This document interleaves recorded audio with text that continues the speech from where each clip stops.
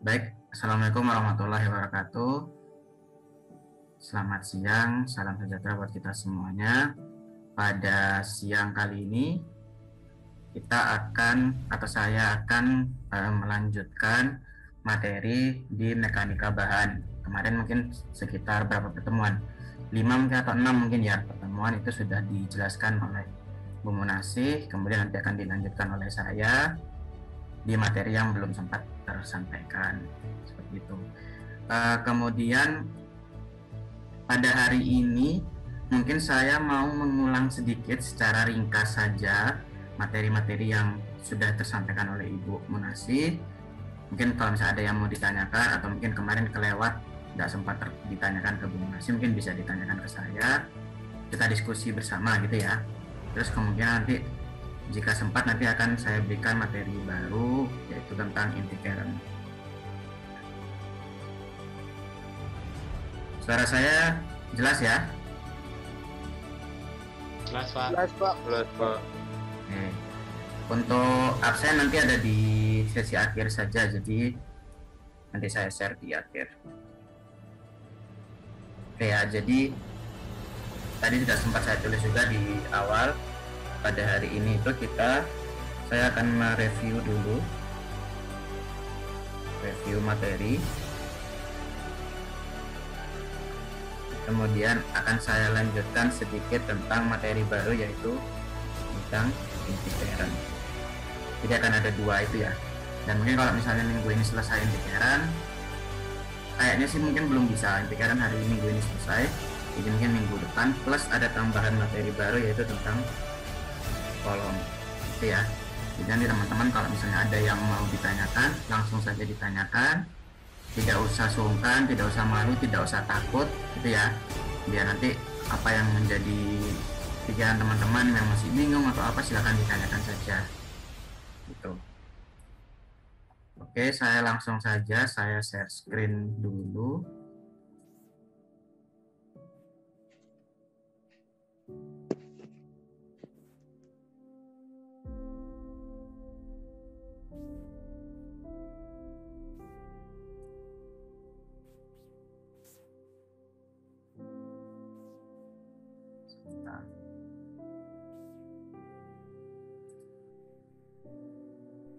Oke, ini terlihat ya?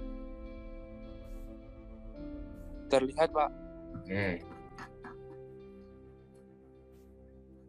Saya coba mulai dari awal. Nanti ini filenya akan saya kasih. Ini juga materi dari kampus lain, tapi saya lihat tadi ini cukup lengkap. Jadi mungkin harapannya nanti reviewnya bisa lebih cepat gitu ya. Jadi kita akan membahas tentang mekanika bahan atau mekanika tegangan. Jadi di teknik sipil orang mau ngitung struktur itu aman ya didahului oleh bahannya dulu, didahului oleh materialnya dulu, atau didahului oleh penampangnya dulu gitu kan ya. Kita mau pakai gunakan bahan apa, kita mau menggunakan material apa, itu harus kita hitung dulu. Nah, semua material itu punya nilai mekanika. Mekanika itu ya mekanika gitu ya, ada tegangan, ada gaya dan lain-lain, semua itu berbicara tentang mekanika. Semua ilmu tentang mekanika bahan di teknik sipil itu sama, asalnya itu sama gitu ya. Cuman mungkin cara penyampaian, cara persepsi teori itu yang sedikit beda. Cara penyampaiannya sajalah intinya seperti itu. Tapi biasanya orang-orang kalau mau mengambil materi atau mau belajar tentang asal dari mekanika bahan, itu biasanya bukunya dari Mechanica of Material ini, Mechanics of Material itu ya. Nanti saya ada file aslinya Mechanics of Material, nanti saya berikan. Mungkin saya taruh di sepada saja. Jadi di mekanika tegangan atau mekanika bahan itu banyak yang akan kita hitung gitu ya. Pertama kita lihat ada tegangan sendiri, kemudian ada tegangan normal, ada tegangan geser. Kemarin mungkin sudah dijelaskan oleh Bu Munasih apa itu tegangan, apa itu tegangan normal, apa tegangan geser gitu ya. Nanti saya akan review sedikit. Kemudian ada static test, pembebanan statika gitu ya. Kemudian ada tegangan izin, ada regangan, ada diagram tegangan-regangan, tegangan geser dan lain-lain ya. Terus kemudian ini dari segi gayanya. Kemudian dari segi penampangnya itu ada momen inersia, ada menghitung tegangan pada balok, ada balok dengan dua bahan atau komposit gitu ya. Kemudian ada lentur, kemudian ada tegangan geser lentur atau kombinasi keduanya, ada torsi, banyak ya. Ada kombinasi tegangan, ada kolom, ada keren yang nanti akan kita jelaskan dan lain-lain. Oke. Ini adalah prinsip dasar kenapa sih kita harus menghitung mekanika tegangan atau mekanika bahan ya. Sekarang nama mata kuliahnya apa? Mekanika tegangan ya? Atau mekanika bahan? Mekanika bahan, Pak. Mekanika bahan. Kalau dulu waktu saya masih kuliah itu namanya mekanika tegangan. Sama ya. Jadi prinsipnya sama, dari bahan itu memiliki masing-masing tegangan gitu. Intinya seperti itu. Nah, dari aplikasi kita merencanakan suatu konstruksi. Kita harus hitung dulu strukturnya. Nanti ada analisis struktur atau juga statika yang kalian kenal di semester kemarin. Kemudian setelah sudah ketemu strukturnya, berapa gaya-gaya yang bekerja, kita harus tentukan dulu bahan mana yang mau kita pakai. Baja kah, beton kah, kayu kah, baja ringan, itu ya.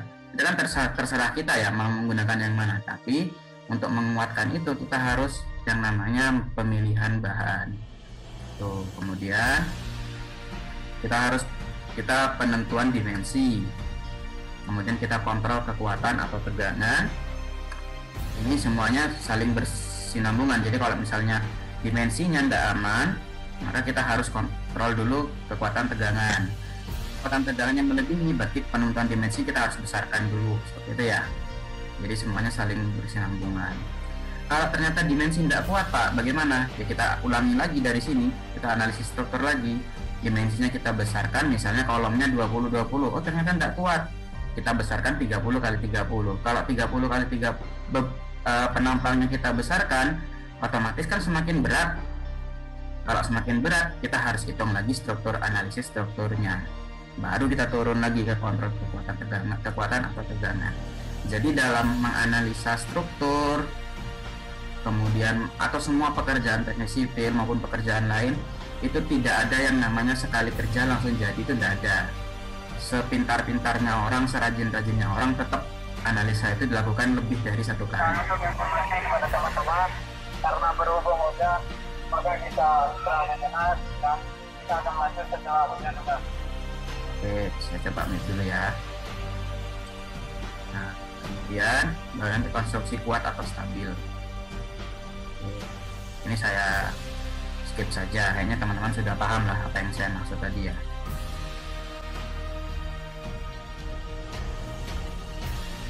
Nah, ini ya.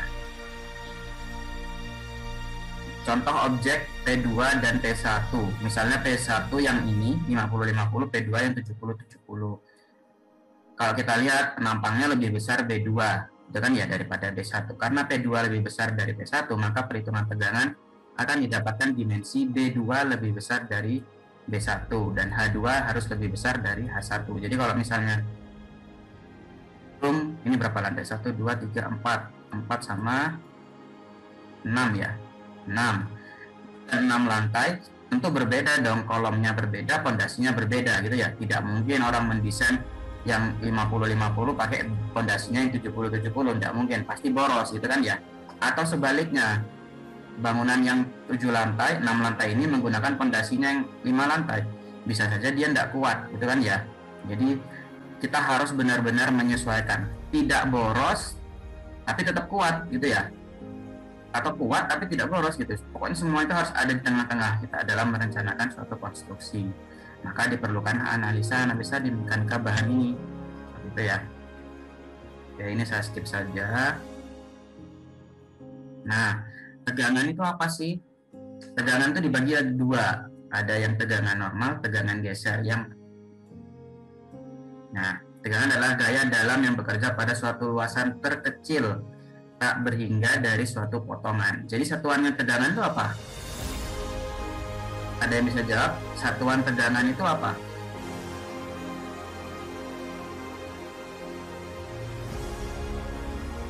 Tegangan, ayo. Tegangan satuannya apa? Semua tegangan pasti satuannya sama. Apa? Satuannya tegangan itu apa? Volt, Pak. Itu kan kalau listrik ya. Bukan, ini tegangan di sipil. Kita ngomong yang di sipil. Ayo, tegangan itu apa? Kilogram per sentimeter pangkat 2. Gimana, sorry? Kilogram per sentimeter pangkat 2. Kilogram per sentimeter pangkat 2, atau bisa juga Newton per milimeter pangkat 2, atau bisa juga kilogram per meter pangkat 2. Semuanya sama. Bedanya kan bisa di jenisnya saja ya, ada yang kilogram, ada yang pakai Newton gitu ya. Tapi intinya biasanya untuk tegangan itu orang menggunakannya Newton per milimeter pangkat 2, atau biasanya kita sebut dengan satuan megapascal ya, gitu ya. Oke, berarti tegangan adalah gaya dalam yang bekerja pada suatu luasan kecil. Atau kalau saya tanya apa satuannya, berarti satuan berat atau satuan gaya dibagi luasan, gitu ya. Oke.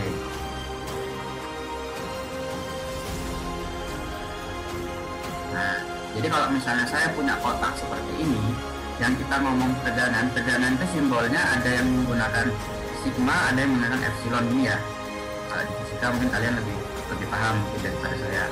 Jadi ada tegangan arah X, ada tegangan arah Y, ada tegangan arah Z, ada 3 sumbu.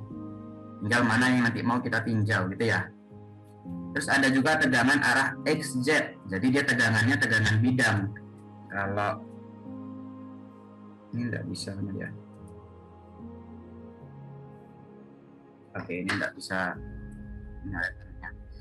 Jadi ada dia tegangan bidang. Kalau tegangan bidang berarti XZ, berarti dia arahnya ada di sini. Ya, dia tegangannya ada di arah sana. Kalau XY berarti ya X dan Y ada di sini.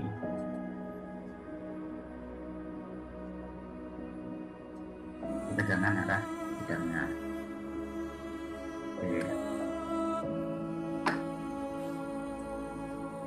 Ini ya, jabaran gayanya. Jadi tegangan X itu ada arah XZ, ada arah XY. X apa ada? Tidak ada ya. Tetap dia harus menjadi bidang dengan bidangnya. Nah, kemudian ada tegangan normal. Tegangan normal itu kan kalian sudah dapat statika ya. Sudah tahu gambar diagram normal, gaya normal. Nah, tegangan normal itu adalah itu gaya normal dibagi luasan per meter persegi. Jadi kalau misalnya saya punya kolom terus saya tekan, maka dia nanti ada gaya tekan dibagi luasannya P per A. Kemudian di gaya tarik itu ada P per A juga. Jadi berapa gaya yang diberikan dibagi dengan luasan penampang yang terkena tarik, gitu ya.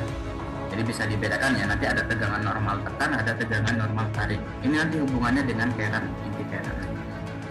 Kemudian ada tegangan geser. Misalnya, ambil contoh yang sebelah kanan. Ini ada baut, jadi ada besi plat, dua bahan ini mau kita sambung menggunakan baut, gitu ya. Kalau misalnya yang ini kita tarik ke kiri,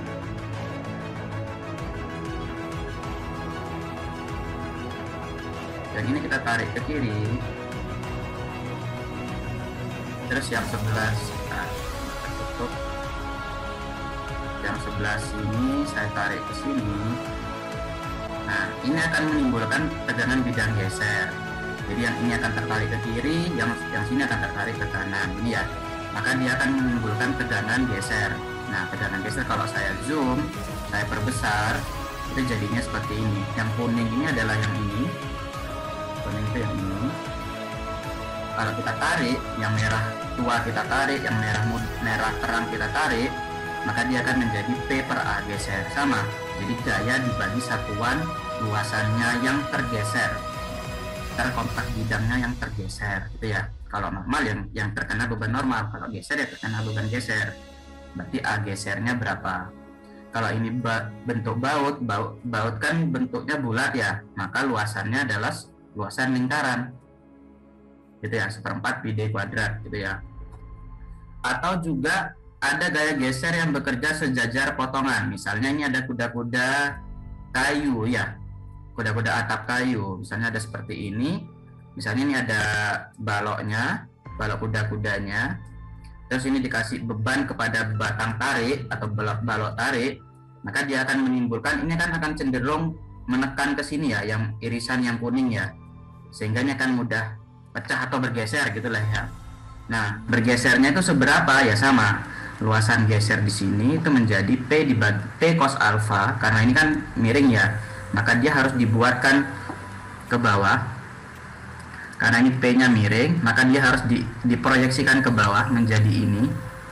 P cos alfa kan ke sini ya, ke bawah ya. Dibagi dengan luasan normal. Normal. Jadi luasan yang nanti akan tergeser, berarti yang ada di sini. Makanya dalam perencanaan kuda-kuda kayu ini harus diperhatikan. Panjang dari sini harus diperhatikan. Tidak boleh kecil gitu ya. Ini ada persyaratannya di standar kayu. Saya lupa nilainya berapa. Yang penting sini ada nilainya yang harus kita tetapkan. Oke, saya langsung tegangan geser sudah oke ya. Nah, menentukan besarnya gaya ini sama seperti statika. Konsep ini harus tetap digunakan sampai kapanpun ya. Jumlah gaya arah X harus 0, jumlah momen arah X harus 0, jumlah gaya arah Y sama dengan 0, jumlah momen arah Y sama dengan 0, terus sampai dengan Z. Kemudian kita lihat menentukan luas penampang. Kita pilih luasan yang terkecil gitu ya. Misalnya saya punya, apa sih maksudnya yang di sini mas? Misalnya saya punya gini. Kalau teman-teman tahu ada balok tahu ya, balok rumah itu tahu ya. Biasanya kan orang buat di sini tuh lebih tinggi gitu ya. Nah, otomatis kalau saya potong, ini potongan nomor 1, ini potongan nomor 2. Kemungkinan nomor 1 itu kan tinggi ya, gitu ya. Nomor 2 mungkin pendek ini. Nah, maksudnya yang disebutkan di dalam slide ini adalah ketika kondisi seperti ini, kita pilih luasan yang terkecil, luasan yang paling miris gitu ya. Karena sudah pasti kalau kecil sama besar kan otomatis lebih kuat yang besar gitu ya daripada yang kecil. Ini ya, yang tolong dipahami. Mungkin kalau sudah di prakteknya nanti akan lebih paham. Nah, misalnya kita mau menguji baja, nanti teman-teman ini kan ada praktikum mekanika bahan ya, saya kurang tahu di semester berapa. Di praktikum mekanika bahan kita akan mencoba uji tarik baja. Jadi baja yang ada di lapangan itu kan kita harus tahu dulu kualitas atau mutunya ya. Nah, salah satu pengujiannya adalah kita uji tarik. Seberapa besar baja yang kita punya itu memiliki tegangan tarik yang bagus gitu kan ya. Nah, spesimen atau benda ujinya akan dibentuk menyerupai bentuk yang ini, yang kuning di atas ini. Maka di sisi tengah dia dibuat yang paling kecil. Tujuannya apa? Agar konsentrasi beban semuanya turun di tengah. Gitu ya, karena ini nanti dijepit kan. Ini dijepit. Maka semua konsentrasi beban akan turun di tengah. Sehingga nanti dalam menentukan luas penampangnya, yang kita hitung adalah luas penampang yang paling kecil. Pak, kenapa bukan yang ini? Kenapa bukan yang besar? Karena memang yang akan kita hitung yang kecil. Beban itu kan ngalirnya yang kecil ya. Sudah dibuat terpusat di sini. Kalau kita buatnya yang di besar, maka tidak akan sesuai. Seperti itu. Oke, nanti kalau di praktiknya akan lebih paham. Ini saya skip saja, karena mungkin sudah dijelaskan. Nah, ini penting. Jadi, kita akan sangat sering mendengar yang namanya tegangan dan regangan kalau di mechanical of material ini. Apa itu tegangan, apa itu regangan gitu ya. Kalau tegangan tadi kan kita sebut sebagai gaya dibagi persatuan luas gitu ya. Sedangkan kalau regangan beda ya, tegangan dan regangan. Regangan artinya meregang. Apa sih meregang itu? Misalnya saya punya tali awalnya pendek atau karet mungkin ya. Misalnya ada karet, punya karet gelang, oh ini ada. Misalnya saya punya karet gelang, teman-teman tolong perhatikan. Misalnya saya punya karet gelang awalnya segini, dari jari saya ke jari saya ini awalnya segini. Kemudian saya kasih beban, saya tarik, otomatis dia meregang. Terjadi pertambahan jumlah panjang gitu ya. Dari awalnya cuma segini menjadi begini, berarti meregang gitu ya. Semua material yang ada di muka bumi kita ini pasti mengalami regangan dan tegangan. Cuman tidak terlihat saja. Kalau misalnya kayak baja, orang mau tarik kan susah kan ya, harus pakai alat gitu ya. Tapi kalau karet, simpelnya karet, kalau kita tarik awalnya panjangnya cuma segini, ketika saya tarik dia akan menjadi panjang. Itulah disebut proses peregangan. Nah, apa itu regangan? Regangan adalah simbolnya ini. Regangan adalah delta dibagi L. Delta ini adalah pertambahan panjang. Sebentar. Pertambahan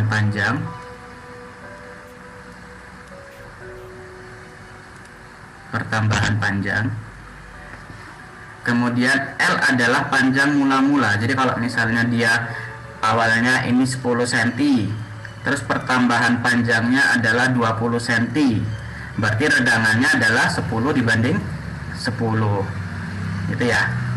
10 cm adalah pertambahan panjangnya, 10 cm-nya yang awal adalah panjang mula-mula. Itu adalah regangan gitu ya.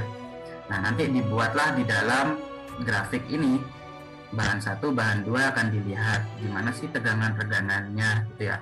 Biasanya di sini orang disebutnya ini hubungan T dan deformasi, dan ada juga hubungan tegangan dan tegangan. Ini ya. Oke, nanti dia akan bentuknya ini. Biasanya untuk baja bentuknya akan seperti ini. Oke.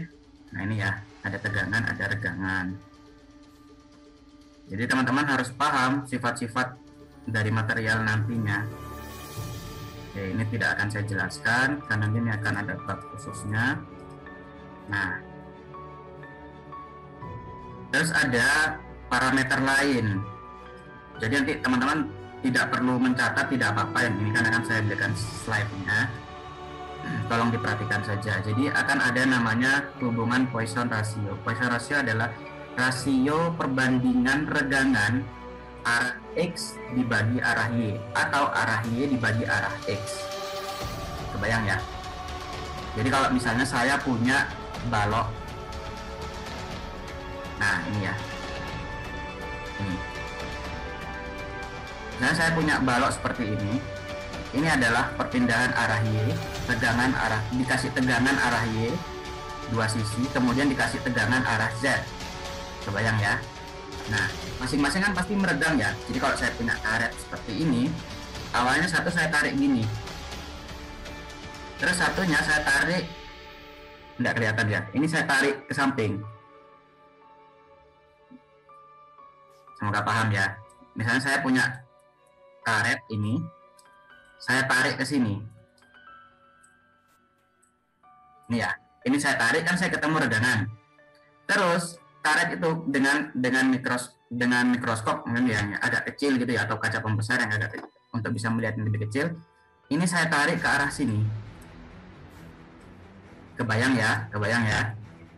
Jadi ada dua arah saya tariknya. Masing-masing kan akan menghasilkan regangan. Betul ya? Terserah itu regangan arah X, arah Y, arah Z, terserah, tergantung penamaan kita. Nah, Poisson ratio adalah perbandingan itu. Perbandingan antara rasio yang ini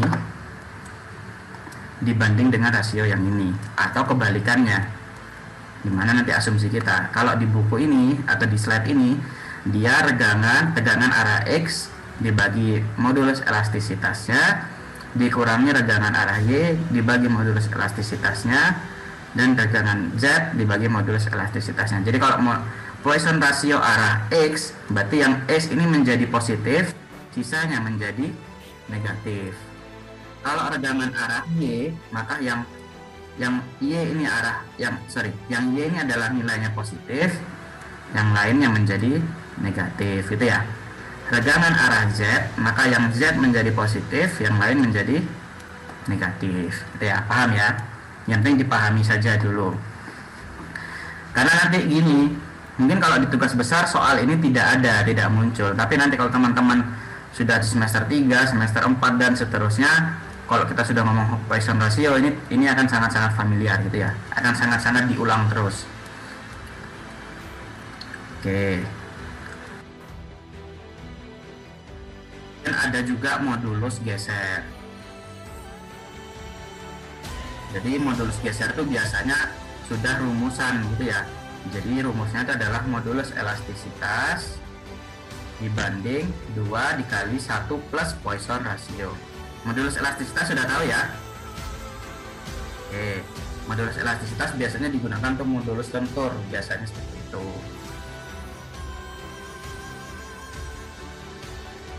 Kemudian lentur murni pada balok.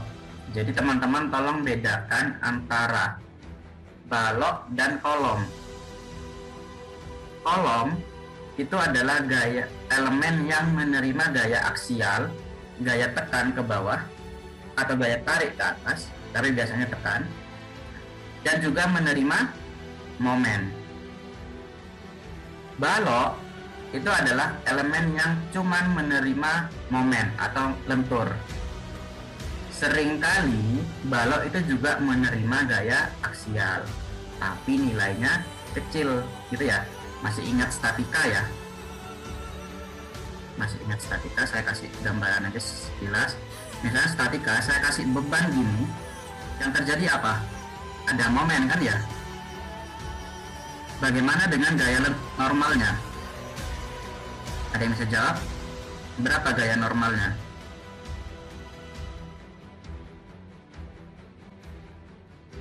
Ini gayanya 90 derajat. Ininya 90 derajat. Bagaimana gaya normalnya? Statika loh ini. Ayo, ada yang bisa jawab? Masa 94 orang gak ada yang bisa jawab? Kalau misalnya gaya lentur tegak lurus 90 derajat, ada momen, jelas lah ya. Kita kasih ada penggaris, saya tekan di tengah, berarti kan dia melentur, ada momen kan, melentur. Bagaimana dengan gaya normalnya? Tidak ada, gitu ya. Beda kasusnya kalau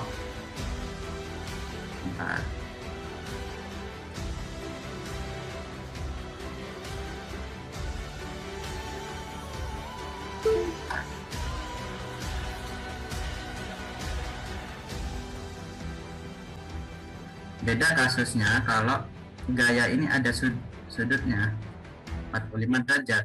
Kalau kita proyeksikan, maka dia kan bentuknya ada P ke atas, ada P ke samping ya. Maka kalau ada P ke samping, maka ada gaya normal. Ini ya. Inilah misalnya gaya tekan gitu ya. Sehingga kalau kita lihat di sini, lenturan yang hanya diakibatkan oleh momen saja. Sedangkan kalau untuk kolom, dia ada gaya aksial atau gaya normal, ada momen. Kalau balok, dia cuman momen saja atau gaya lentur saja. Tapi kalau kita telusuri lebih dalam, sebenarnya balok itu ada gaya aksial, cuman nilainya kecil gitu ya, atau tidak perlu diperhitungkan seperti itu. Jadi kalau kita lihat lentur murni pada balok, berarti lenturnya balok itu murni karena lentur saja, cuman ada gaya lentur itu ya. Maka kalau kita ini ada yang namanya defleksi atau lenturan. Seberapa sih lenturannya? Itu yang di sini ada yang warna kuning ini. Kalau kita potong akan menjadi kuning. Nah, yang kuning ini melenturnya, ini pasti sudah dijelaskan oleh guru ngasih. Kalau balok itu melentur,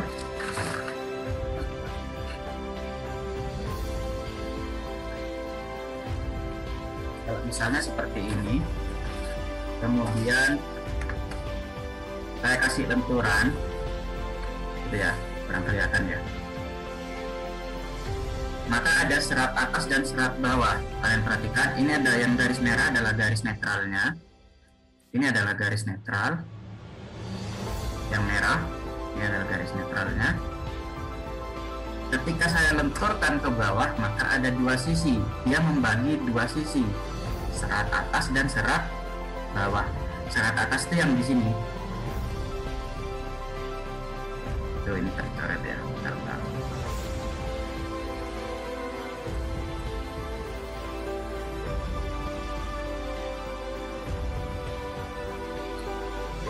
Nah, yang ini adalah serat atas, yang ini adalah serat bawah.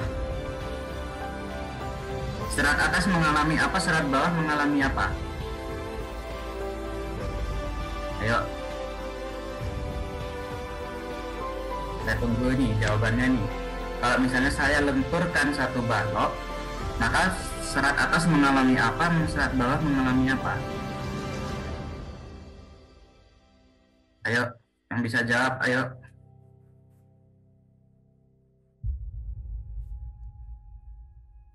Ayolah, masa nggak ngerti ini?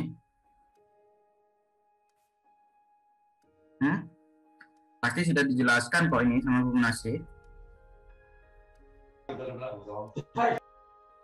Ayo.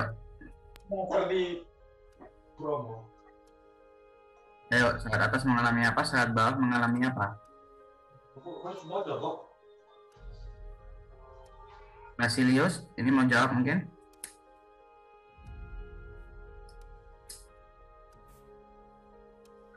Ayo, gampang loh ini.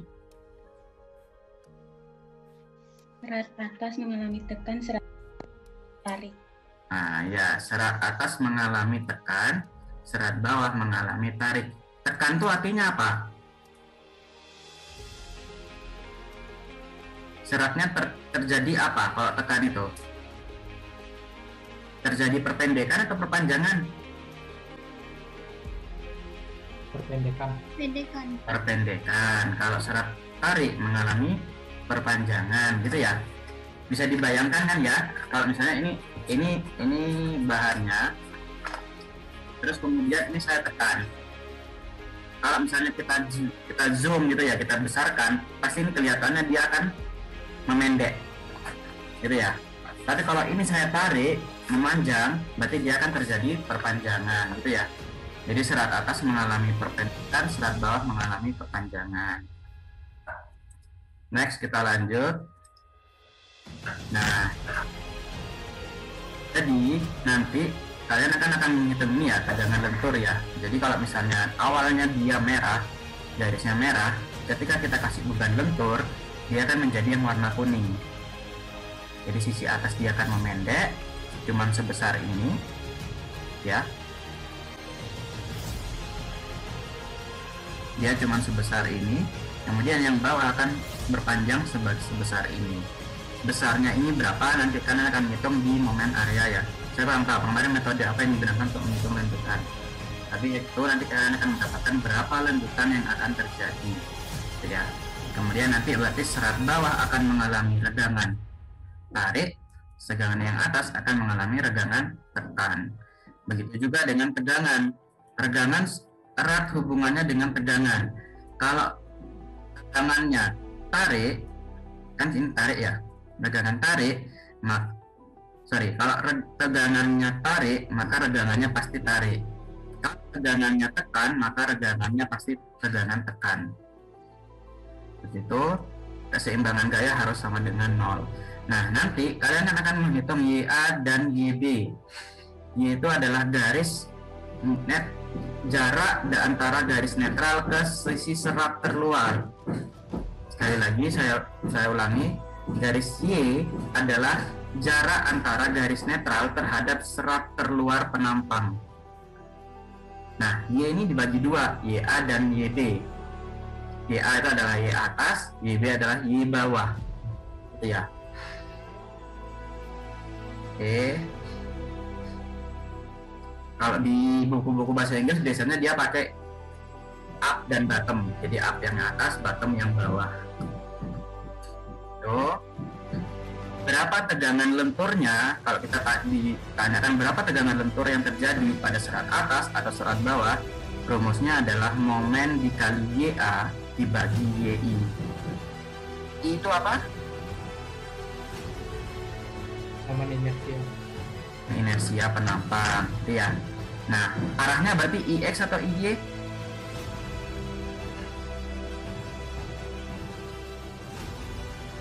Ya, lenturnya kemana? Dilihat, kalau misalnya dikasih lentur dari atas ke bawah, berarti kan melenturnya ke bawah kan ya? Ke arah momen inersia sumbu X, gitu ya. Jadi yang di sini tuh yang dipakai adalah momen inersia sumbu X. Oke, sekarang kita main-main logika. Saya punya gelagar sederhana. Ini kok pada bulan. Sebentar.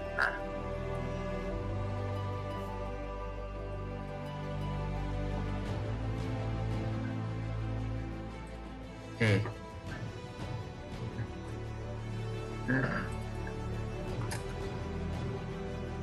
Kita main logika sederhana. Saya punya P penampang 1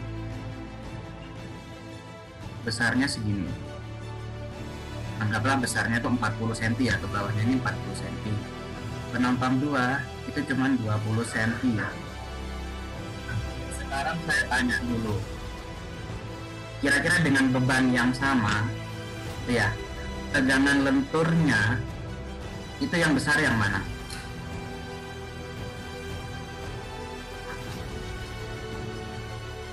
Ayo.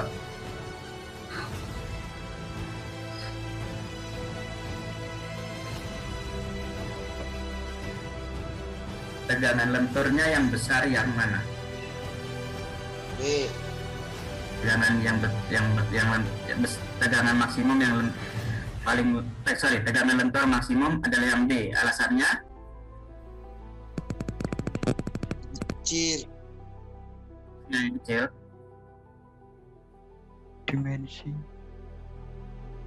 Dimensinya kecil. Kenapa dimensi kecil tegangannya besar?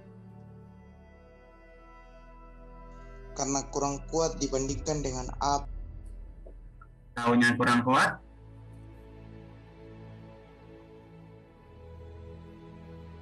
Ayo. Ini biasanya kalian simbolkan apa sih kalau di Mektek itu? H ya. H ya. H1 sama H2 mana yang lebih besar? A1. H1 lebih besar. Rumusnya momen inersia untuk kotak apa?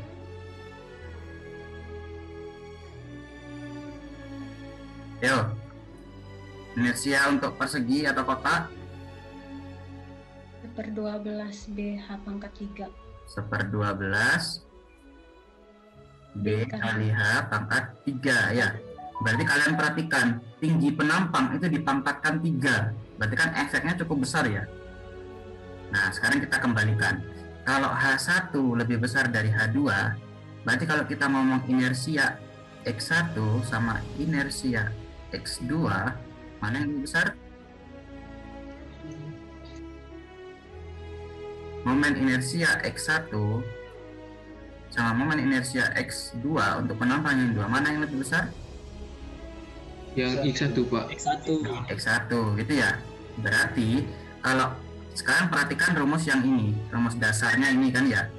I itu kan ada di bawah. Kalau I ada di bawah berarti semakin besar I-nya, tegangannya semakin kecil gitu ya. Kalau I-nya besar, tegangannya semakin kecil. Berarti kalau gayanya sama, penampangnya antara 1 dan 2, maka gaya lenturnya akan lebih besar di sini. Gaya lentur kan anggapan asumsinya tuh gaya dari luar. Gitu ya. Dua, Pak. Sekarang misalnya kedua.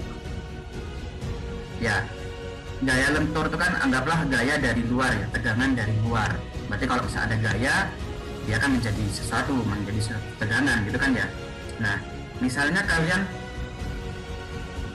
gimana ya enaknya ya? Ya kalian punya balok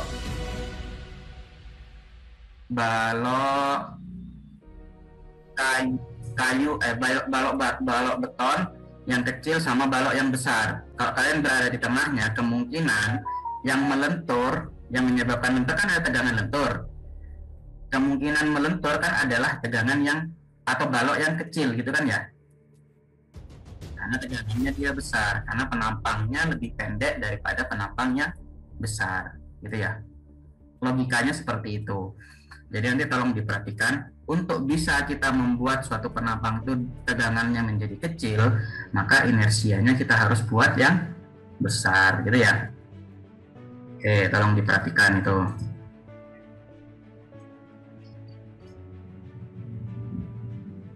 Momen inersia, apa masih ada yang dibingungkan? Atau sudah aman? Oke, cara untuk menghitung momen inersia salah satunya apa dulu? Kita harus menentukan apa dulu?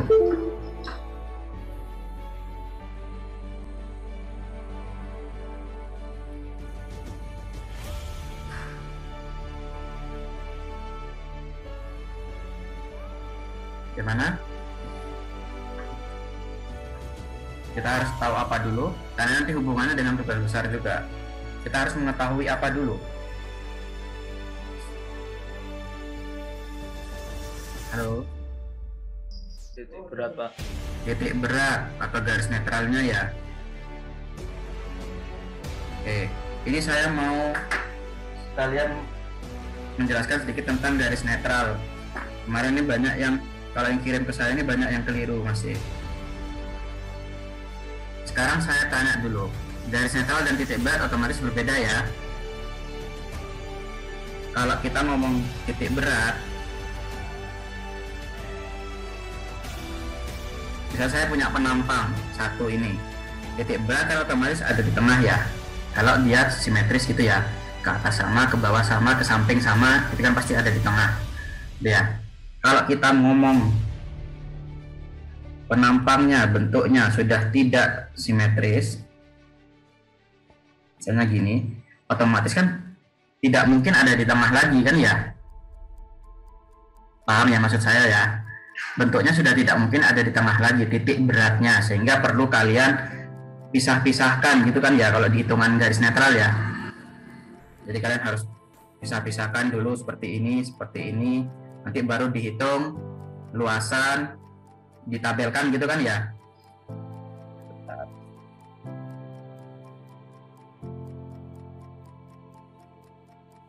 Dan harus kalian tabelkan luasan, terus apalagi jarak titik berat terhadap sumbu, garis sumbu gitu kan ya, terhadap sumbu X, sumbu Y. Saya lupa tabelnya itu, jarak terhadap sumbu X dan sumbu Y. Kemudian di sini nanti ini dikalikan masing-masing ini menjadi momen statis ya. Ini saya coretannya kurang rapi, jadi mungkin sambil didengarkan saja. Jadi ada momen statis arah X dan arah Y, kemudian dijumlahkan masing-masing, jadi ketemu sigma ya, sigma AX, betul ya, sigma AX sama sigma AY. Kemudian nanti untuk mengetahui titik berat atau garis netralnya, maka yang arah X misalnya, maka sigma AY dibagi sigma A, betul ya. Terus kalau untuk mengetahui garis netral arah Y, maka sigma AX dibagi sigma A, maka ketemu koordinatnya, betul ya. Oke, yang menjadi koreksi saya adalah kemarin saya cek, sekarang saya tanya dulu, kalau saya punya kotak, saya ngomong titik berat penampang dulu. Saya punya kotak seperti ini, maka titik berat penampang ada di tengah Pak. Tengah-tengah ya. Setuju ya, ada di sini ya. Jaraknya ini berapa? Setengah Tinggi Pak. setengah tinggi, betul, setengah H. Kalau sininya arah bawahnya berarti setengah B, itu ya. Oke, luasannya bagaimana? Luasan penampang ini sama dengan B kali H. B kali H. gitu ya. Oke, sekarang kedua, saya ngomong segitiga siku-siku ya. Kurang lebih penampak titik beratnya itu ada di mana sih? Ada di sini ya. Ini kita tarik ke sini, ini kita tarik ke bawah, gitu ya. Betul? Betul gini? Atau ada yang mau tanggapi dulu? Sama? Oke, kalau sama, berarti ini kalau misalnya ini adalah B, maka dari jarak dari sini ke sini itu berapa? 2/3. 2/3B, betul. Sisanya berarti 1/3 Pak. 1/3B, atau kalau 2/3 tambah 1/3 kan 3/3, 1B, sama dengan ini ya. Cocok ya. Nah, kalau ke arah sini, kalau ini saya sebut namanya H, maka yang bawah adalah 1/3 H juga kan? 2/3 H, sama aja kan? Bentuk yang ini sama bentuk yang ini kan sama aja kan ya? Cuman dibalikkan saja gitu kan? Paham ya? Ada yang mau nyangga dulu atau masih bingung? Silakan. Nggak apa-apa, nggak usah takut, nggak usah malu.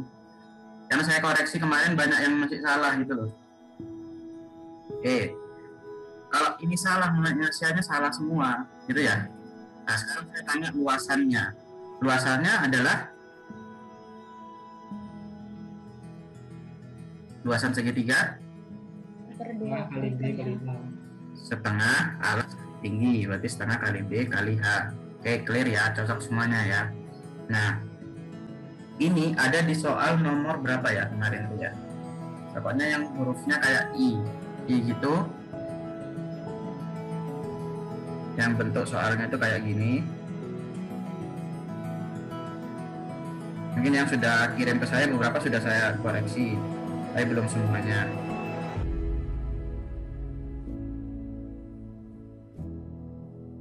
Nah, yang bentuknya kayak gini. Otomatis yang berwarna merah ini, yang saya arsir ini, luasannya, menghitung luasannya otomatis pakai rumus yang ini dong. Bukan B kali H. Rata-rata saya lihat semuanya ngitung pakai B kali H. Bedakan ya, kalau bentuknya segitiga maka rumusnya adalah setengah kali B kali H, setengah kali alas kali tinggi, gitu ya. Oke, itu kesalahan yang pertama. Yang kedua adalah di soal nomor 1 bagian 1 yang bentuknya segitiga. Ini ya, segitiga sama kaki ya. Sekarang saya tanya dulu, kira-kira titik beratnya ada di mana? Teman-teman kalau misalnya ada di HP-nya atau laptopnya bisa kasih pen, bisa di-penkan ke sini, digambarkan ke sini. Titik beratnya kira-kira ada di mana? Bisa di sisi bawah itu kayaknya ada, atau di annotate di sisi atas. Kalau di laptop ada tulisan anotasi, annotate, itu pilih pen, terus draw. Ayo, salah nggak apa-apa.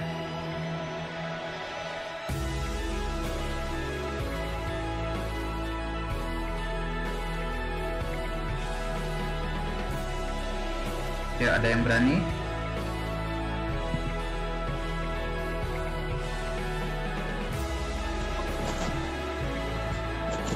Oke, kalau nggak ada, kita coba ya. Jadi kalau seperti ini, titik beratnya kira-kira ada di mana? Kan kalau misalnya kita lihat arah X, arah Y dan arah X. Kalau arah X, karena dia ini simetris, dengan ya, kalau saya tarik garis ke sini ke bawah, karena dia sisi kiri dan sisi kanan itu sama-sama setengah B, maka titik berat itu pasti ada di sini untuk arah X-nya. Ya.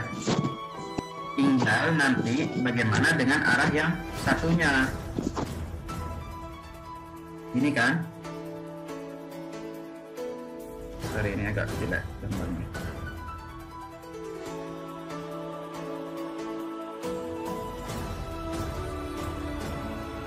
ini ya, maka nanti garis netral untuk yang sini tetap pasti dia ada di tengah. Oke.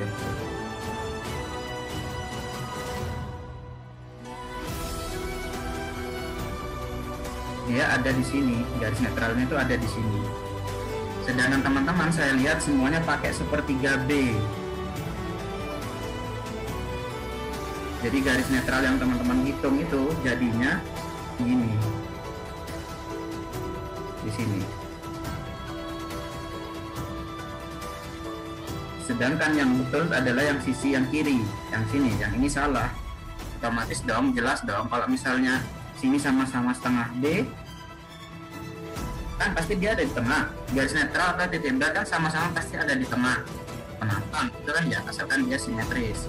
Kalau dia ada sama-sama di setengah B, berarti titik beratnya ada yang di titik merah yang kiri, bukan yang di sebelah kanan. Jadi tolong nanti masing-masing dicek di bimbingan saya maupun Bu Munasih.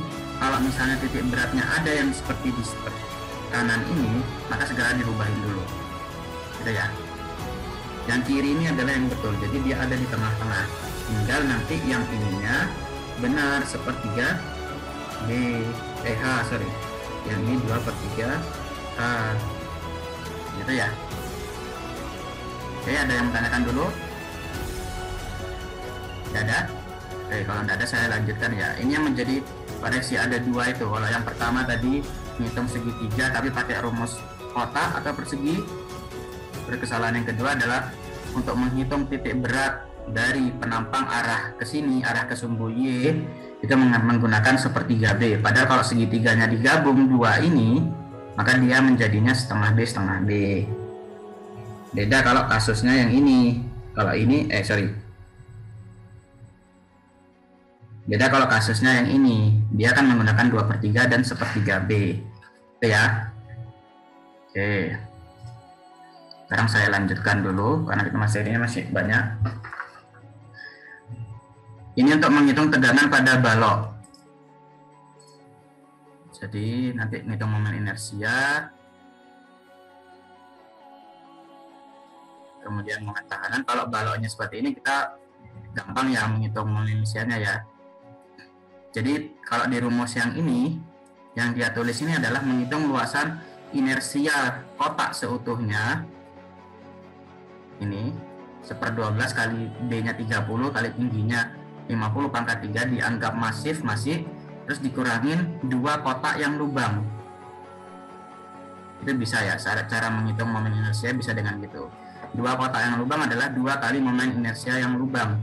Berarti 1/12 kali 10, ini lebarnya 10, tingginya 30. Maka jadilah ketemu momen inersianya itu. Jadi bisa juga seperti ini, bisa juga di kotak-kotak atau dipecah-pecah kayak kalian itu. Silakan mana yang paling mudah. Oke, kemudian momen tahanan, momen yang bekerja. Nah ini adalah tegangan lenturnya, ada tegangan lentur di atas, ada tegangan lentur di bawah. Tinggal mana yang mau ditinjau. Itu ya.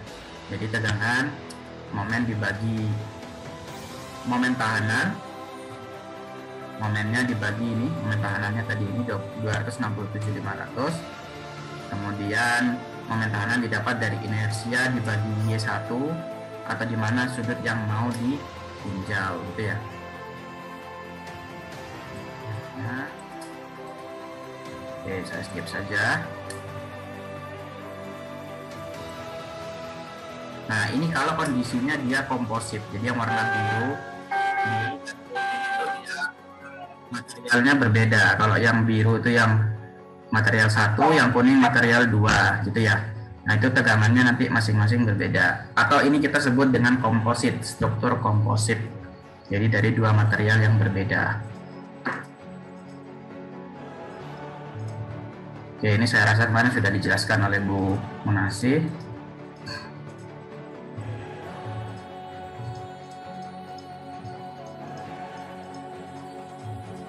Jadi ini cara menghitung gaya geser. Jadi kalau penampangnya seperti ini, kita ninjaunya pertama di sisi yang sini dulu. Ini ya, dia pasti nilainya 0. Ujung-ujung itu pasti nilainya 0.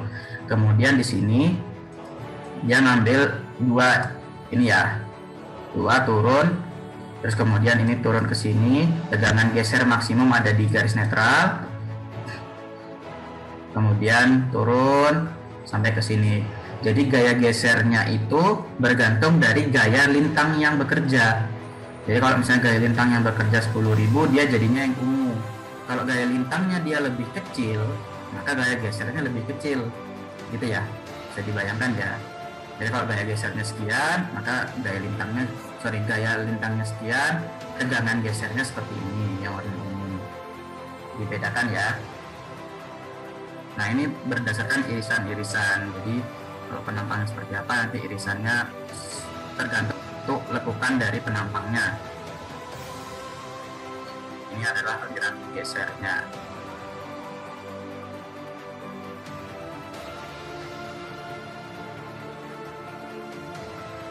Kemarin sudah dapat torsi, puntiran, belum ya? Oke, saya kasih gambaran sekilas tentang torsi atau puntiran. Namanya puntir berarti memuntir, melintir gitu ya. Misalnya saya punya pipa atau saya anggaplah ini kertas gitu ya. Kalian coba pegang kertas, digulung-gulung. Sisi satu kalian putar ke kiri. Sisi dua kalian putar ke kiri juga. Berlawanan arah. Pokoknya berlawanan arah dengan yang sisi satu. Maka di tengah-tengah dia akan terjadi bidang potongan. Di bidang potongan itu terjadi puntiran. Nah, jadi kalau kita sebut dengan definisinya, torsi atau puntiran terbatas pada batang penampang bulat. Jadi kalau momen puntir itu momen yang menyebabkan, sebenarnya itu momen, dia kan satuannya gaya jarak ya, gaya kali jarak. Jadi gaya yang diberikan pada suatu penampang dengan jarak tertentu pada bidang potongannya yang menyebabkan material itu memuntir atau memutar, gitu ya. Tuh, tolong dibedakan. Nah, ini adalah gaya-gayanya. Jadi nanti kalau misalnya seperti ini, dia akan membentuk suatu bidang diagram. Ada yang tertarik, ada yang tertekan juga, tergantung arah putaran puntirannya. Ini.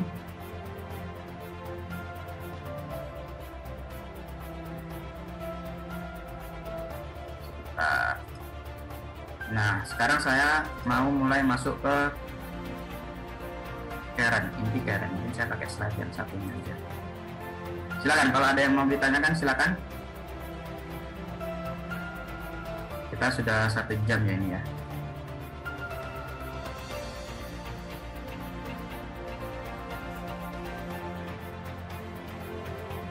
Ada yang mau ditanyakan? Oke, saya coba berikan slide yang lain biar teman-teman nanti akan paham tentang inti Karen. Jadi inti Karen, jadi orang biasanya nyebut inti, ada yang menyebut Karen, ada yang menyebut kalau di bahasa Indonesia itu galih. Terus kalau di bahasa Inggris biasanya orang nyebutnya core of cross section. Jadi inti dari penampang. Cross section itu kan potongan penampang gitu ya. Nah, tegangan akibat gaya normal, eksentris, dan sentris. Nanti kita lihat apa bedanya eksentris dan sentris.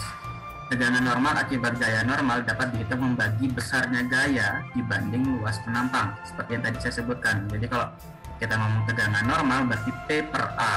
Terserah P-nya itu mau P tekan atau mau P tarik, mau beban tekan atau beban tarik, itu sama-sama menghasilkan tegangan. Kemudian gaya P yang bekerja penampang akan menghasilkan tegangan yang merata jika posisi garis kerja gaya P melewati titik berat penampang. Jadi kalau gaya P-nya dia di luar titik berat penampang, maka akan terjadi 2 gaya, ada gaya tekan, ada gaya tarik. Nanti kita lihat. Nah, misalnya ini. Tegangan normal akibat gaya normal jika dia bekerja pada titik berat penampang. Jadi kalau kita punya kotak, gayanya kita berikan, kita tekan di tengah-tengahnya, maka dia otomatis semua sisi akan menjadi tekan.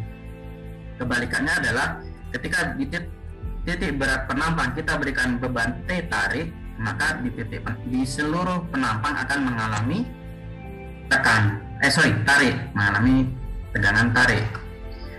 Seperti ini ya. Jadi kalau yang ini adalah tekan warna hijau, yang merah adalah tegangan tarik. Nah, ini seperti ini. Jadi pas ada di tengah-tengahnya. Besarnya tegangan ya adalah P per A. P per A.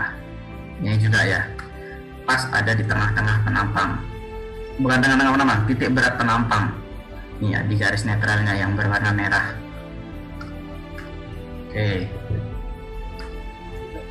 Bagaimana, itu kan tadi kalau ada pas di titik berat. Bagaimana kalau gayanya itu tidak di titik berat penampang atau di luar titik berat penampang? Mengapa gaya normal harus ditempatkan di luar titik berat penampang? Gaya normal yang berada di titik penampang dikenal dengan gaya normal eksentris. Jadi kalau gayanya pas di tengah-tengah titik berat penampang, ini disebut gaya normal sentris. Sentris berarti X itu kan di luar ya, eksternal sentris, berarti di luar garis sentris atau di luar titik sentris, di luar titik berat penampang. Misalnya ini, yang kondisi 1 adalah sentris, dia berada di titik berat penampang. Kondisi 2 adalah titik berat penampang itu ada di sini, titik yang arah panah hitam, tapi bebannya ditaruh di bawah atau bebannya terjadi di bawah. Ya, itu yang disebut dengan gaya normal eksentris. Pak, apa mungkin di lapangan tuh terjadi yang eksentris? Sangat-sangat mungkin gitu ya.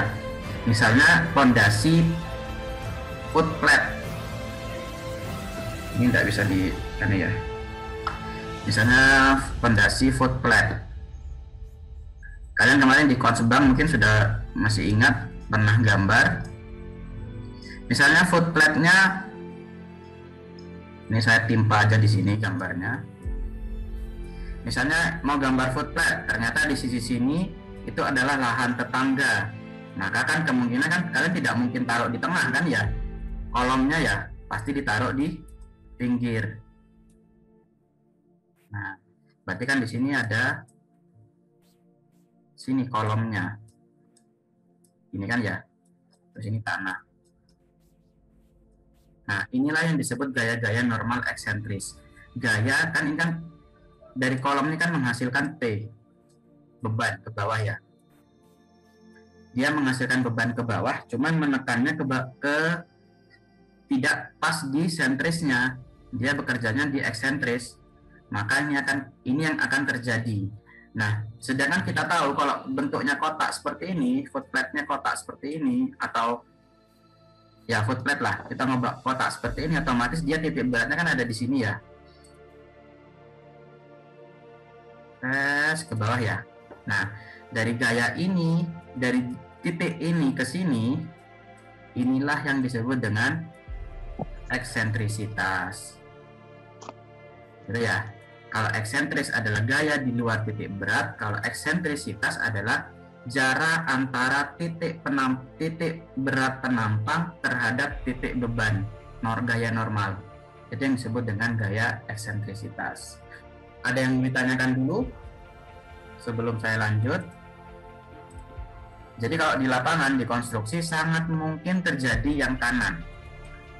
Biasanya yang D ini bisa juga terjadi kalau kita memang benar-benar kita setting. Sedangkan kalau di lapangan pasti cenderung terjadi yang D, yang kondisi kanan. Kondisi A misalnya kita sudah pasang pas di tengah, gitu ya. Asumsi gambar sudah pas. Nah kalau pelaksanaan, apakah pas di tengah? Ada kemungkinan bergeser gitu kan ya, terkait pelaksanaan gitu kan ya. Tidak mungkin orang itu kan detail banget gitu kan, tidak mungkin kan ya, pasti akan bergeser.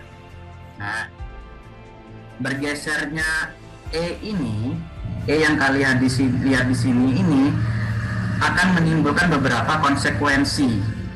Kita lihat nanti apa konsekuensinya, konsekuensi yang bisa diterima atau tidak diterima.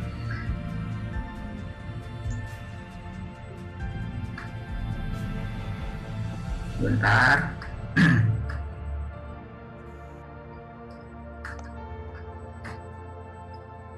Oke, saya gambarkan apa konsekuensi yang kita bisa terima atau konsekuensi yang masih bisa diterima kewajarannya gitu ya. Misalnya saya punya ini tadi, saya kasih beban P, maka ini adalah eksentrisitas. Oke, bisa dipahami. Saya punya foot plate, ini ya, ini ada tanahnya. Ini ada foot plate-nya dengan dimensi yang sekian. Kemudian ada kolom, ada beban ke bawah. Kolom kan meneruskan beban kepada pondasi. Setuju ya? Oke. Tadi tegangan rumusnya adalah tegangan normal apa rumusnya? P dibagi A. Ya, tegangan normal adalah P dibagi A. Entah itu P-nya tekan atau P-nya tarik, pokoknya sama, P per A. Kasus yang saya gambarkan ini adalah P-nya P tekan, gitu ya. Jadi luasannya adalah luasan foot plate-nya, sedangkan P-nya adalah P bebannya seberapa. Ketika misalnya saya punya P, ini kalau saya gambar statikanya, ini ada P, terus di sini ada, ini jaraknya E. Maka yang terjadi kalau saya superposisikan, saya pisah gayanya, sama enggak dengan ini?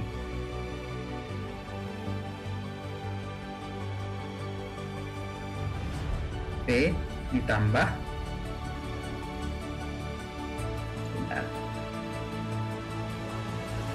Nah ini karena saya pakai whiteboard, jadi teman-teman bisa langsung screenshot saja ya nanti ya, karena ini tidak bisa tersimpan kalau yang ini.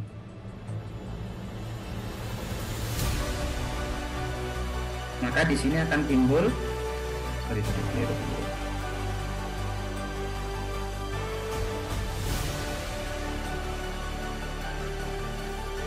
momen itu kan adalah gaya kali jarak.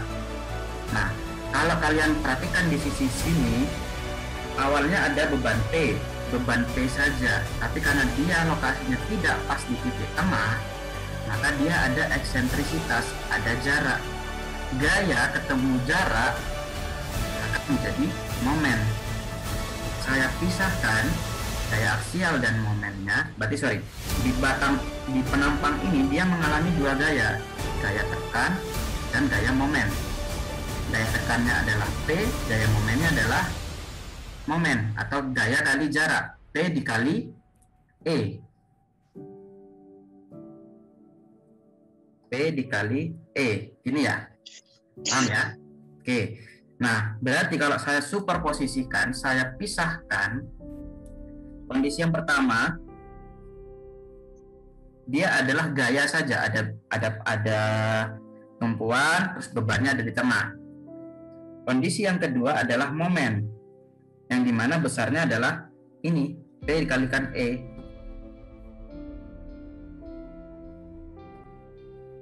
Ini ya. Ada yang mau ditanyakan dulu? Tidak ada? Tidak ada, oke. Nah, sekarang saya lanjutkan. Kalau misalnya, ini kan tadi berarti kan awalnya dia di sini ya.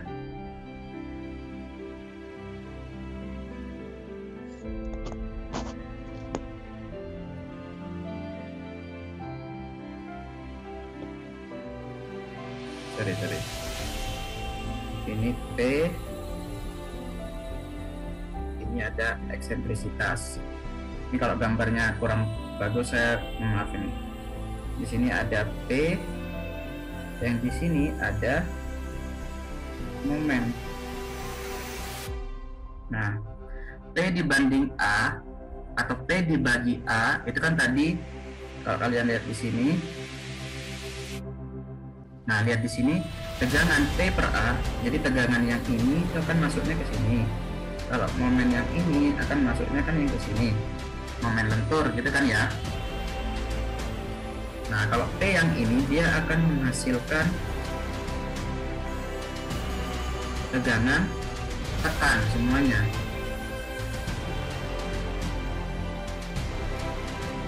Ini ya, bisa dipahami. Sedangkan kalau momen, dia akan menghasilkan, momen itu menghasilkan apa sih? Ayo, tadi sudah saya jelaskan, momen menghasilkan apa?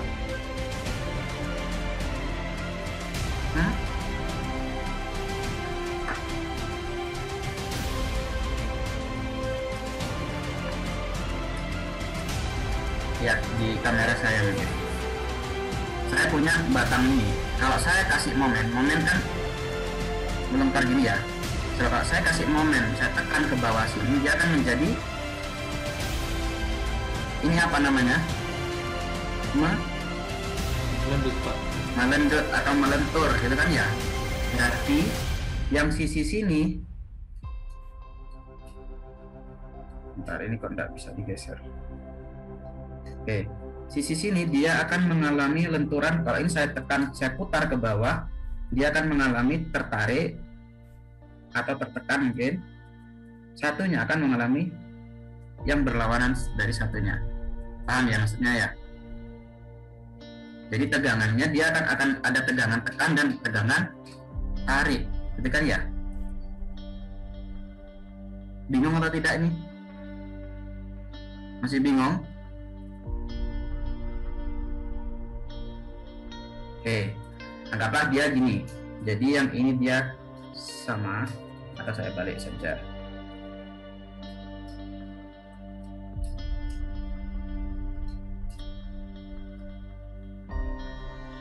Nanti saya teruskan dengan slide yang tadi, jadi biar paham. Jadi yang di sini dia mengalami ini tekan,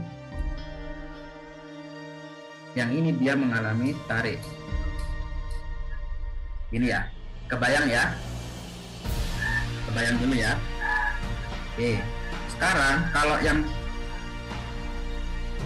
saya gabungkan.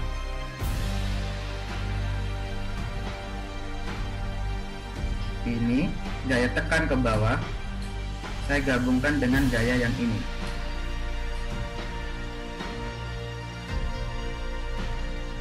Ini saya gabungkan, maka hasilnya otomatis dia akan menjadi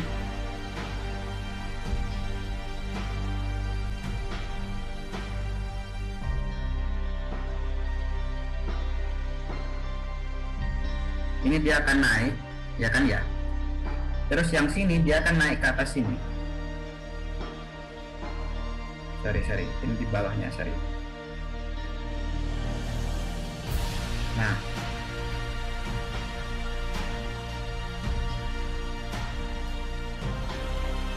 kebayang nggak ini? Misalnya saya punya nilainya di sini 10, di sini 5, di sini min 5, gitu kan ya? Berarti 10 itu kan dia awalnya tekan semua, tekan 10 tambah 5 kan berarti 15. Yang di sini tetap 5, karena kan dia arahnya berbeda, tapi dia lebih kecil, otomatis lebih kecil dari 5, lebih kecil dari 5, itu ya. Artinya apa? Kalau bebannya itu di luar dari garis sentris, dia akan menghasilkan dua gaya, gaya tekan dan gaya tarik, gitu kan ya? Tariknya otomatis kecil, tekannya menjadi besar, gitu kan? Paham ya? Nah, sekarang bayangkan di pondasi setapak atau footplate yang tadi itu ini. Kalau misalnya ada satu sisi yang tertarik, kalau kalian perhatikan di sini, kalau misalnya saya kasih beban di sini, kan otomatis dia tegangannya, saya asumsikan kalau yang tekan ke bawah saja atau yang tekan di atas ini. Nah, yang kuning ini perhatikan ya. Jadi yang kuning yang di atas dia akan menekan ke bawah. Kebayang? Kuning yang atas, yang atas yang ini dia menekan ke bawah. Sedangkan kuning yang di bawah dia akan apa? Tertarik atau terangkat. Sekarang bayangkan kalau misalnya kalian napak, kalian jalan di atas tanah, ya, kalian jalan di atas tanah. Kalau kalian injak ke tanah, apa yang terjadi? Tanah memberikan reaksi, betul kan ya? Tanah mampu menahan kalian, gitu kan ya? Coba sekarang kaki kalian ada di tanah, terus kalian angkat kakinya. Apa yang terjadi? Tanah tidak bisa menahan kalian lagi, gitu kan ya? Artinya di dalam beberapa kondisi tegangan tarik itu dihindarkan. Tegangan tarik itu dihindarkan, tidak boleh terjadi pada konstruksi. Gitu ya, paham ya?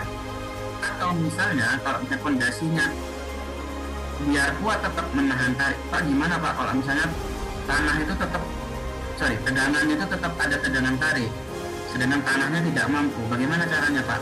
Caranya mungkin solusinya kita memberikan fondasi dalam, kita kasih tiang-tiang ke dalam tanah. Jadi ketika mau diangkat kakinya, ada yang masih gandol, gitu kan ya? Kebayang ya maksud saya ya?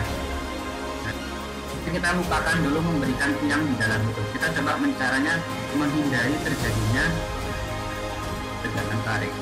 Nah, untuk menghindari tegangan tarik, itulah yang disebut nanti dengan tegangan keren atau gaya kerennya, lokasi kerennya. Jadi kalau misalnya saya punya kotak, ini ya,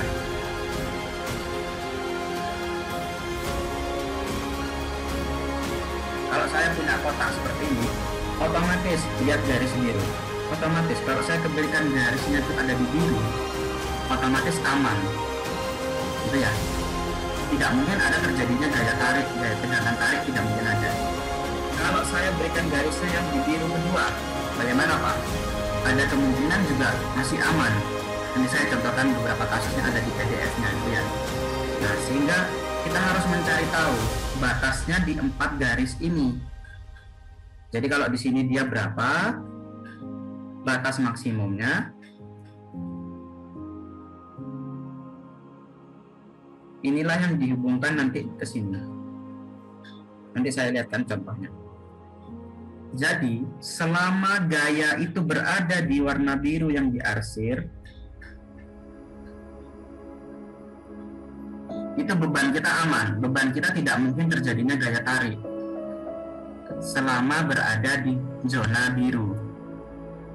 Nah, untuk mengetahui zona biru ini, itulah yang nanti akan kalian hitung. Inilah yang dinamakan dengan tegangan inti keren atau inti keren, gitu kan ya.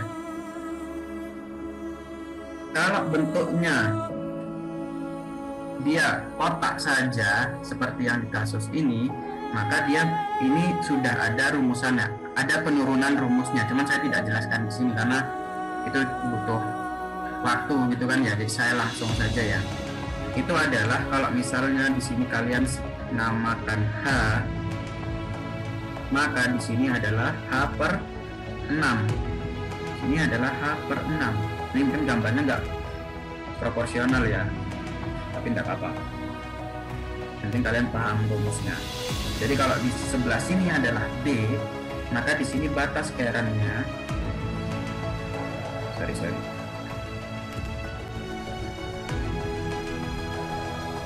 Ini B. Dan ini adalah sampai sini. Ini adalah B per 6. Ini adalah B per 6. Seperti itu. Jadi kalau misalnya saya lihatkan, misalnya gaya saya ada di sini, berarti masih aman. Tegangannya akan mengalami tekan semuanya. Gitu ya. Kalau gayanya saya ada di sini, pas di garis sini, berarti juga masih aman. Gayanya akan menjadi tekan semuanya. Tapi kalau sudah gayanya saya di luar garis biru, ada di sini, ada di sini, ada di sini, ada di sini, maka akan terjadi gaya tarik. Gaya tarik sekali lagi, kalau bisa kita hindarkan untuk fondasi, kita hindarkan. Tapi kalau misalnya kondisinya sudah tidak memungkinkan, tetap terjadinya gaya tarik, ya maka solusinya adalah kita pemberian fondasi dalam. Kita kasih yang namanya tiang ke dalam tanah, gitu ya. Jadi beberapa kontrol di fondasi kelapa ya, kita harus memperhatikan ini H per 6 dan B per 6. Ada yang ditanyakan dulu tentang keren. Ini masih konsep dasar ya. Nanti akan saya lihatkan contoh perhitungannya. Ini masih konsep dasarnya. Silakan kalau ada yang mau ditanyakan atau mau di screenshot dulu. Oke, sudah ya. Sekarang saya lanjutkan ke tadi, materi yang tadi. Jadi saya sengaja memang dari PPT tadi, PPT ini saya skip dulu ke sini biar teman-teman paham dulu konsepnya. Kalau konsepnya itu masih teori, teman-teman akan susah nangkapnya. Oke, jadi kalau gayanya pas di awalnya gayanya kan ini. pada P tidak pas di titik berat akan menghasilkan P dan eksentrisitas. Sekali lagi, eksentrisitas adalah jarak antara titik berat penampang terhadap gaya luar itu atau gaya P-nya, jarak itunya ya. Itu yang disebut dengan eksentrisitas. Kemudian kalau ada P, ada E, P kali jarak menjadi momen, maka disebutlah dengan momen eksentris. Momen yang timbul akibat ketidakeksentrisan atau tidak sentrisnya beban. Itu ya. Oke. Nah, sehingga nanti akan menghasilkan dua gaya. Gaya tegangan normal dan tegangan lentur. Ini ya, P per A adalah tegangan normal, ME kali Y per IX adalah tegangan lenturnya yang sudah kita bahas tadi. Ya. Nah, maka kalau P per A dia akan menghasilkan tegangan tekan ini. Teman-teman perhatikan yang tadi saya gambarkan. Kemudian ketika dikasih momen, dia menghasilkan gaya tarik dan gaya tekan. Di mana gaya tariknya adalah ME kali Y per IX, tegangan tekannya adalah ME kali Y per IX juga. Sekarang lihat, warna kuning dan kuning, ini kan searah ya. Yang ini ngajaknya ke kiri, yang ini ngajaknya ke kiri, yang ini ngajaknya ke kanan. Kalau saya jumlahkan, dia akan menjadi yang ini. Perhatikan yang warna pink. Yang warna pink, anggaplah ini 10, 10, 10, 10 gitu ya. Kalau misalnya 10 tambah 10 sama dengan 20. Tapi 10 dikurangi 10, sorry ini jangan 10 lah biar enak. Ini 10, ini 5 mungkin ya. Kalau 10 tambah 5 jadinya 15. 10 dikurangi 5 jadinya 5 gitu kan ya. Berarti yang pink jadinya kecil. Nah, sedangkan kalau misalnya kondisi E-nya ini, E-nya dia masuk ke dalam, bayangkan kalau E titik A ini dia ada di sini di kursor saya ini, artinya E-nya makin besar kan makin kecil? Makin kecil, Pak. Makin kecil. Nah, E makin kecil. Kalau E makin kecil, maka menghasilkan momen yang kecil juga, ya. Paham? Ya, oke. Kalau E-nya kecil, momennya kecil. Kalau momennya kecil, maka daya tariknya jadi kecil juga. Betul? Betul ya? Nah, kalau daya tariknya kecil, berarti kalau misalnya tadi ini 10, ini 5, jadinya kan 5. Tapi kalau 10, ininya jadi sisa 3, berarti kan jadi plus 7, gitu kan ya? 10 kurangi 3 kan jadi 7, gitu kan ya? Paham? Paham maksud saya ya? Nah, maka dia kemungkinannya akan menjadi di kondisi 2 dan kondisi 3. Jadi, kondisi yang satu ini adalah 1/6 kali H. Batas paling pinggirnya. Gitu ya, paham ya? Oke, 1, 2, 3. Diingat-ingat, 1, 2, 3. Nah, kondisi satu akan terjadi ketika momen lenturnya ini, momen lenturnya, tegangan lenturnya itu lebih besar dari tegangan normal, kondisi satu. Jadi kalau E-nya semakin panjang, tegangan lenturnya semakin besar. Tapi kalau kondisinya tegangan lentur sama dengan tegangan normal, momen dan gaya aksialnya sama, kondisinya 2. Jadi tekan semua, yang kuning ini tekan ya maksudnya ya. Yang merahnya adalah tegangan tarik. Kalau yang kondisi 3, dia lebih kecil dari tegangan aksial, maka kondisi yang 3. Awalnya dia tekan, terus sisanya dia naik. Tekan semua pokoknya ya. Nah, kondisi 2 adalah sisi terujung menjadi tidak ada tegangan. Kalau kalian perhatikan di sisi terujung, ini kan tidak ada tegangan ya. Nilainya 0, tidak tekan, tidak tarik karena dia 0. Tapi setelah mulai jalan dia menjadi tekan. Bedanya dengan ini, kalau sisi terujungnya dia masih ada tegangan, tapi tegangan tarik, gitu ya. Oke. Maka kondisi 2 akan terjadi ketika ini. Nah, maka jarak E sama dengan 1/6H merupakan posisi batas maksimum Ingat-ingat dia menjadi posisi batas maksimum. Ini ya, perumusannya seperti ini. Ini memang sengaja tidak saya jelaskan karena sama saja, intinya sama.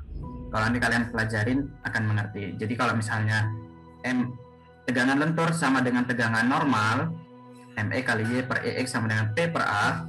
Kalau kita jabarkan satu per satu, ME adalah P kali E dikali Y per EX sama dengan P per A, maka mengisahkan kalau Y-nya sama dengan H per 2, kalau pas di tengah-tengah kan ada di tengah, maka menghasilkan ini. Maka dia akan mendapatkan 1/6 H atau 1/6 B, gitu ya. Oke, nanti saya berikan filenya. Ini sama, kondisinya sama. Ini kalau dibalik. Jadi kalau K-nya ada di atas, kalau K-nya tadi ada di bawah, hasilnya kayak tadi. Kalau K-nya ada di atas, garis netral, hasilnya seperti ini. Nah, maka kalau beban itu ada di sepanjang garis Y, ini ya, maka E-nya H per 6-nya ada di sini saja, lurus dengan garis ini. Dia tidak mungkin menslet ke kiri atau ke kanan, karena dia ada di tengah. Kalau misalnya satunya lagi, nah, kalau satunya ada di sisi kanan, Pak, ada di sumbu X gini, bagaimana? Sama saja. Hasilnya nanti tetap B per 6 atau B per 3 ini kan ya, B per 6 kalau dijumlahkan ya jadi B per 3, 2 per 6 kan sepertiga. Nah, sekarang pertanyaannya, kalau tadi dia ada di sisi sini kan hasilnya ini, bagaimana jika gaya normal bekerja di luar sumbu Y maupun sumbu X? Nah, hanya ada di bawah, maka hasilnya sebenarnya sama, intinya sama. Jadi dia tetap 1/6. Nanti saya lihatkan. Nah, dia akan kita batasi menjadi H per 6, kemudian yang sisi sini akan kita batasi B per 6, kemudian kita hubungkan ujung ke ujung. Jadi bukan kotak ya, bukan kotak ini, karena kalau ini adalah kondisi batas maksimumnya, jadi tidak boleh ada keluar dari segitiga ini. Inilah yang disebut dengan daerah Kern. Jadi daerah Kern adalah daerah di mana ketika terjadi beban aksial, dia tidak akan menimbulkan tegangan tarik. Itu yang disebut dengan daerah Kern. Karena ada yang mau ditanyakan, silakan.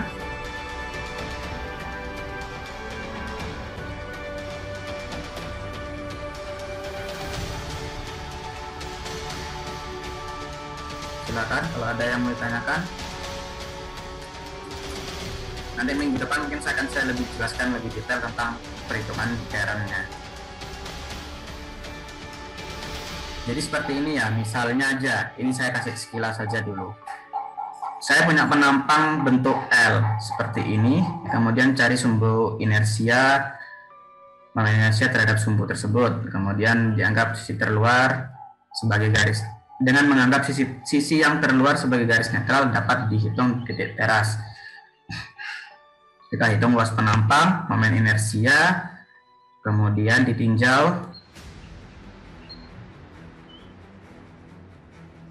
Sebentar.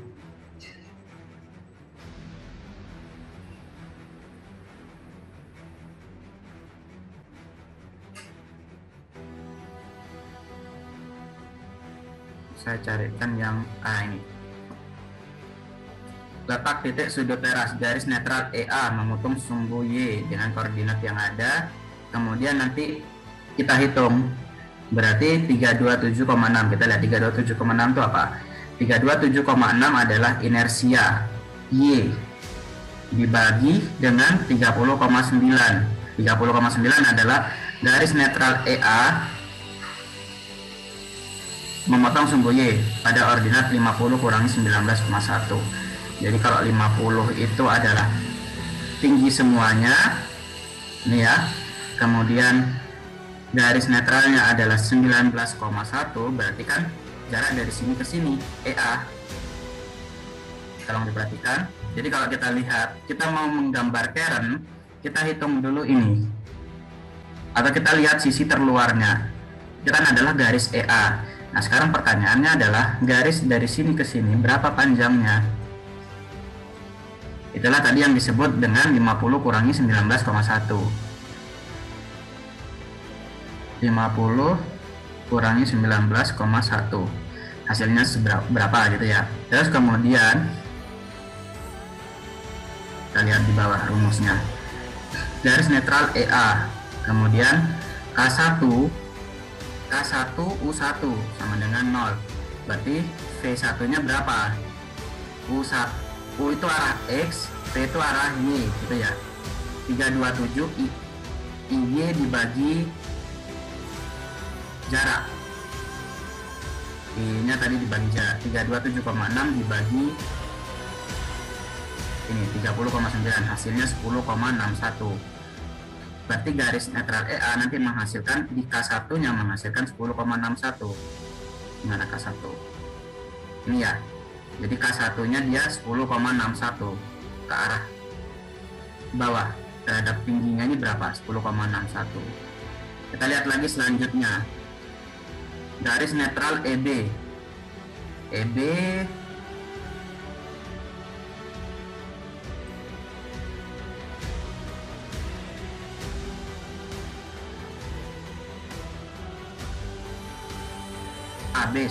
garis netral AB. AB itu mana? Ini ya. A dan B, karena ini kan bentuknya kan tidak simetris ya arah sampingnya. Jadi A dan B. Dilihat 3 ditambah 30,9 dibagi 50. 3-nya ini tambah 30,9 dibagi 50.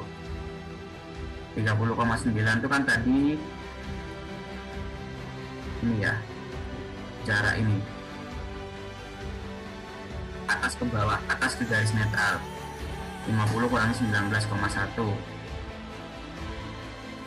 maka dia akan menghasilkan koordinat. Jadi gambarannya gini teman-teman, biar tidak bingung dulu. Inti kairan kalau bentuknya kotak ya dia akan menyerupai kotak gitu kayak tadi ya. Nah, kalau misalnya dia bentuknya tidak kotak atau seperti ini, maka inti kairannya seperti ini. K1, K2, K3, K4. Kita untuk jadi dalam menghitung inti kairan itu kita mau mendapatkan koordinatnya dulu. Gitu ya. Nah, atau tadi kalau misalnya kita lihat gambar yang lain, kalau dia bentuknya kayak Z gini, maka inti kairannya kayak gini. K1, K2, K3, K4, K5, K6. Ada 6 koordinat. Dia mengambil dari potongan-potongannya. AF, terus CD, terus ini kan garis netralnya kan gini ya. Seperti itu. Atau bentuknya yang tadi kayak gini. L, maka dia garis kairannya seperti ini. PQRST. Minggu depan nanti akan saya jelaskan detail cara menghitungnya. Yang penting sekarang ngerti dulu konsepnya. Nah, atau bentuk yang kayak gini. Gitu ya.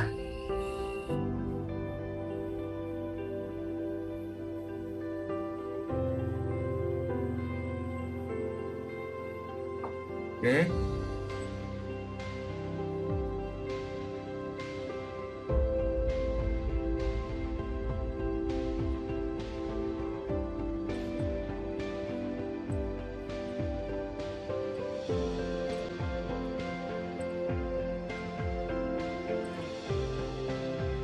Ada yang mau ditanyakan?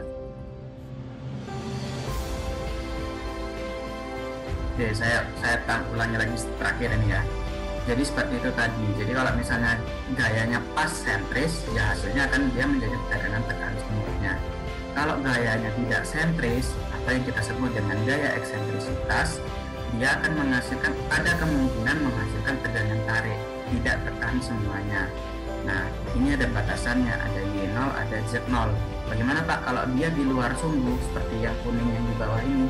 Maka dia akan menghasilkan koordinat Y0 dan Z0 gitu ya. Nah, terus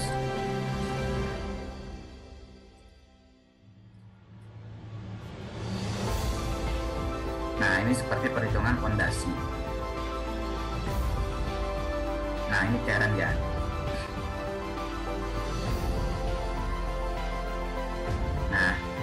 Kalau misalnya dia kotak seperti ini, maka cairannya adalah seperti ini, dibatasi oleh 4 titik.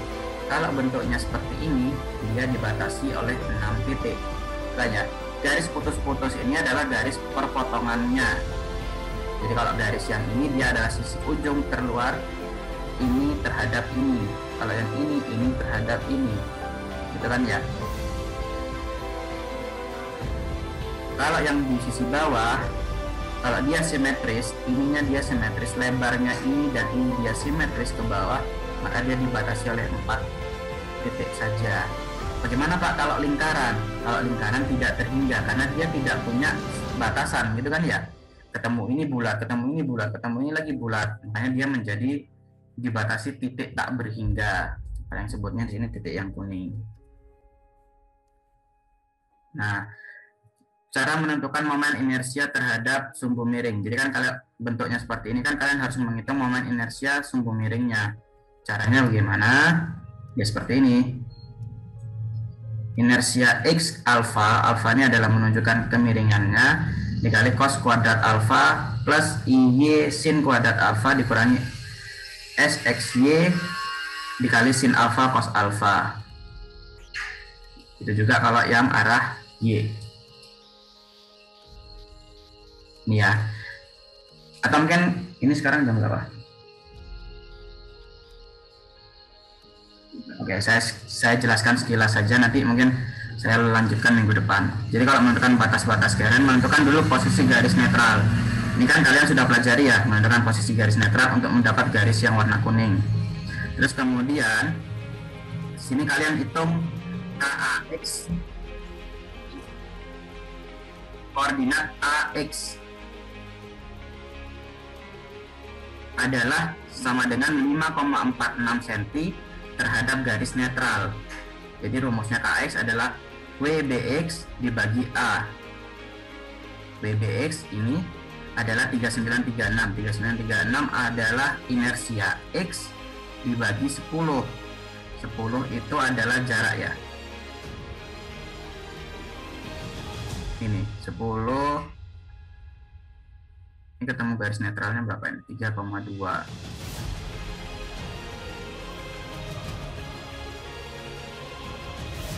Ya, kemudian dibagi A-nya, W dibagi A, ketemulah koordinat arah X. Kemudian untuk arah Y-nya, bagaimana arah kiri Y? Ini kanan, ini arah X, ini kiri Y, berarti kanan Y dibagi A, ketemulah koordinatnya. Maka dia hasilnya seperti ini. Tadi dari garis X ke atas itu 5,4 cm, kalau garis X ke bawah 5,4 cm. Sedangkan kalau kiri Y ini 1,28, kanan Y 2,72, seperti ini. Ada yang mau ditanyakan dulu? Atau bingung atau terlalu banyak? Silakan. Atau mau tanya dulu? Cairannya mungkin cukup dulu, mau tanya yang lain dulu silakan. Terkait garis netral, terkait momen inersia. Ada? Kalau tidak ada, saya siap, atau sambil menunggu saya siapkan absennya dulu ya. Sebentar.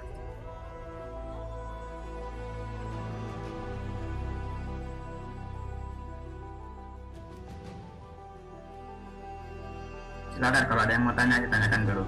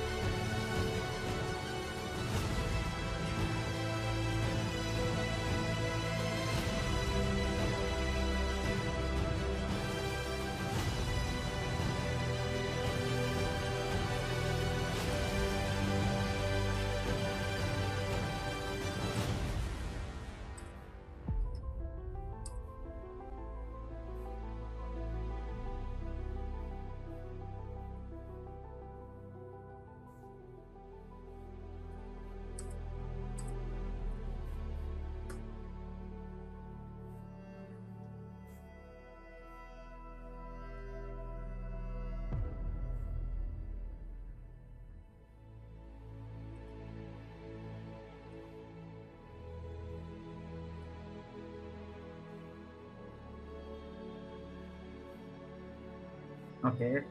Untuk absen saya taruh di bawah ya, di link setting. Silakan diisi.